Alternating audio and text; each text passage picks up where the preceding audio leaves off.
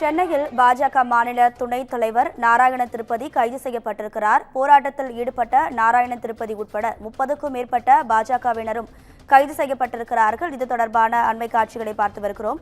இது குறித்தான கூடுதல் தகவல்களை நமது செய்தியாளர் சுப்பிரமணியன் வழங்கிட கேட்கலாம். சுப்பிரமணியன், வணக்கம். என்ன நடந்தது? உங்க விரிவான தகவல்களை பதிவு பண்ணுங்க.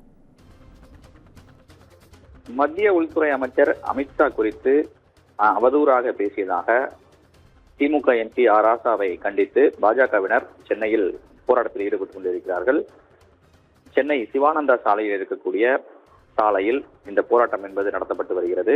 இதில் 30க்கும் மேற்பட்ட பாஜகவினர் தற்போது போலீசாரால் கைது செய்யப்பட்டிருக்கிறார்கள். கைது செய்யப்பட்டு அவர்கள் அருகில் இருக்கக்கூடிய திருமண மண்டபத்தில் தங்க வைக்கப்பட்டிருக்கிறார்கள்.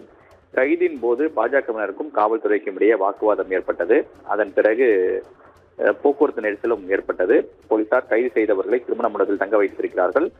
அதன் பிறகு விடுவிப்பதற்கான நடவடிக்கை மேற்கொள்ளப்படும் என்று காவல்துறை தரப்பில் தெரிவிக்கப்படுகிறது. இந்த போராட்டம் என்பது அனுமதி பெறாமல் போராட்டம் என்று காவல்துறை தரப்பில் சொல்லப்படுகிறது. நன்றி சுப்பிரமணியன்.